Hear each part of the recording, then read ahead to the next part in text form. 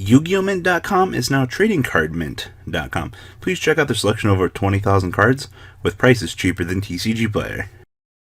Alright, we're going to be covering the current list that we've been messing around with for, Granblue.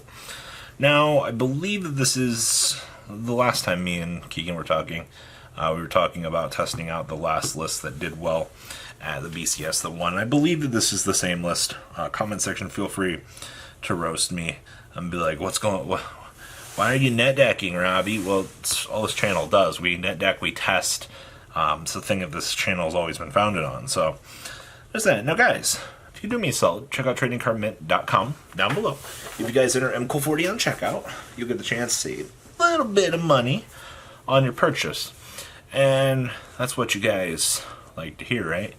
Good opportunities to save money and better your card gaming experience to the maximum, right?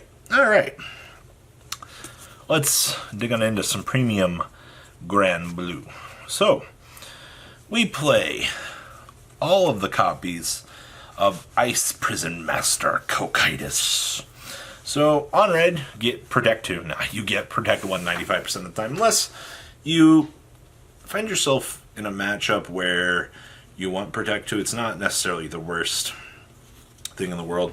Also, during your turn, if your drop zone is 10 or more, Sin gets 10k, and 20k and a crit, which is relatively cute for the most part. And then Vanguard Circle, you just get to go ahead and mill 4 and call up to the number of grade 3 cards in your soul plus 2 for cards in your drop zone. So you basically get to refill a board depending on the stage of the aggro that you're going. Just really depends, but basically if you're going first and you go to 3, you basically just get a free mill for no real reason.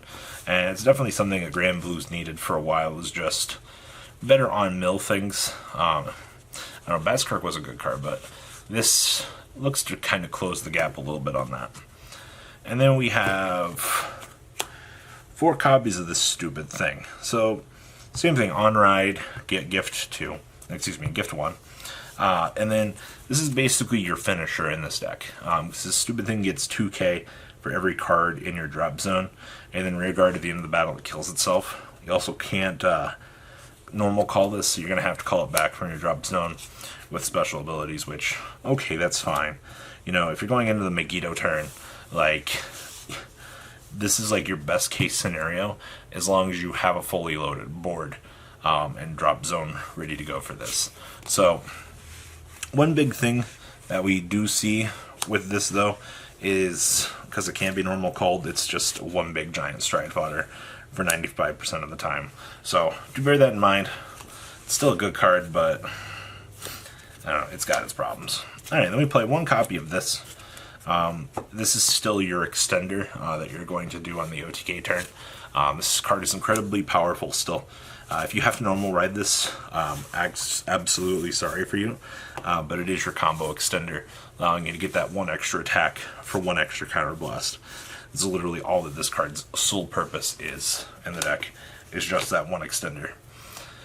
Alright, so we have 4 copies of the beautiful Ruin Shade.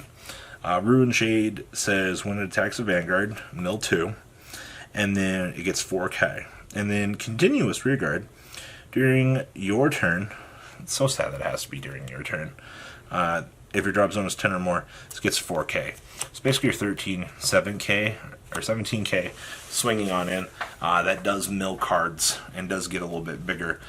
For really what I want to mill more, but they have to be fair with this deck, and this does look to be pretty fair for 95% of what this deck wants. And this is where things kind of get crazy. So, this stupid thing actually is one of the best cards the Granblue's gotten in a very long time. So it has the continuous Vanguard Rearguard. If your drop zone is 10 or more, it gets 5k. So this will be a 14k. And then, when placed, discard a card from your hand, mill 2, and then choose a card not named Greed Shade from your drop zone, return it back to your hand. They didn't want you to basically try to like infinite loop this to do crazy things. But the cool thing with this in premium is you get to do heal, or get back all your heal triggers, get those 20k extra shields going. And that's basically what this card's purpose is. If you need to get back your ultimate stride fodder, or if you need to get back a combo piece for mid game, here you have access to it, kind of just niced up, wrapped up in one little package for you. And it's got a nice body on it too. Alright, we play one copy of this. This is just relatively big attacker.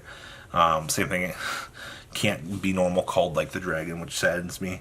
But when it attacks, it gets 15k till the end of the turn, and at the end of the battle, draw a card and retire it. So it goes back to the drop zone.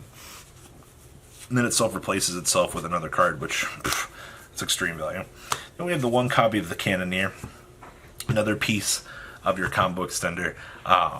Basically, we had the one Cheese G Guardian combo, but basically, when placed on rear guard, from your drop zone, if in hollow, retire an opponent's rear guard, and then draw a card.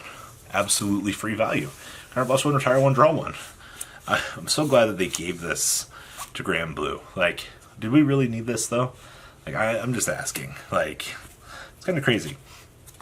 Then we have the one copy of Mr. Columbard. Same thing here. When it attacks a Vanguard while it's boosted, you may pay this cost if you choose up to one card from your drop zone and call it to rear guard.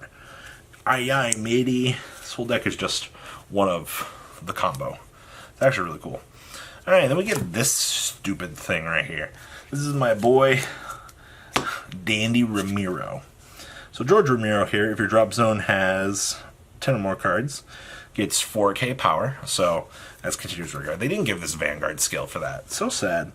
But when you ride upon it, you counterblast one, put a card from your hand into your soul, mill the top 2 cards of your deck, and return one of those cards to your hand. So, get something out of your hand, just tuck it on into soul, mill 3, and then add one back to your hand. Well, that seems pretty good, right? We also play 4 copies of my boy, oh man, which Ghosty are you? Dolph, the Ghosty. I wanted to say Freddy for some reason. So this is the new PG that says, when placed, discard a card. Oh, it's when placed, draw a card, discard a card. Oh, that's even better. It was discard a card, draw a card. Oh no, that's even better. Yeah, so just on ride, draw one, discard one. It's good filtering, and it basically fixes some of the problems that Granblue has. It kind of stinks we have to dedicate our PG slot to that, but I get what we have to do here. We have 2 copies of the Ripple Banshee, just countercharging, drawing a card. And whatnot. Man, for some reason, I'm bad at this game. 2 copies of this. This is the card that basically will win you games in your hard matchups.